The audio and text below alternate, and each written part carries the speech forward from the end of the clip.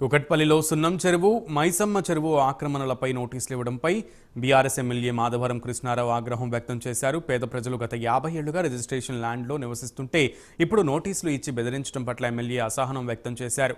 చెరువుల ఆక్రమణపైన బడాబాబులపై చర్యలు తీసుకోవాలని, ఇలాంటి పేద ప్రజలపై కాదన్నారు.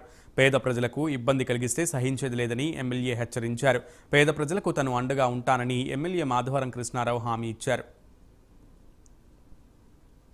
ఇది 17లోనే దీనికి ఒక ఫినిషింగ్ వేసింది గవర్నమెంట్. ఫిక్స్ చేసి చూశారు మీరు, ఫినిషింగ్ కంప్లీట్ ఫినిషింగ్ 17లోనే.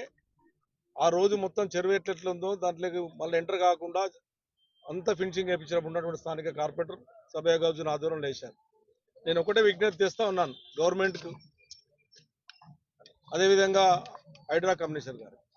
మేము ముందు కూడా మీకు చెప్తా ఉన్నాం, నిరుపేదల తెరువు రావద్దు. నిరుపేదల తెరువు వస్తే ఖచ్చితంగా దానికి మూలం చెల్లించక తప్పదు. అవసరమైతే ప్రజలను కాపాడుకునే ప్రయత్నం చేస్తాం తప్ప ప్రజలు ఇబ్బంది పెట్టేటోళ్ళని మాత్రం వదిలిపెట్టే ప్రసక్తి ఉండదు. మీరు ఒక చిన్న నామాడి నిరుపేదలకు నోటీసులు ఇచ్చి, అది కూడా దొంగసాటుకు వచ్చి 23 తారీఖు నాడు రాసి 20 నిన్న వచ్చి భయబాంధులు చేసి, ఇంటికి వచ్చి భయబాంధులు చేసి రాత్రి వాళ్ళు అన్నం కూడా తింటలేరు.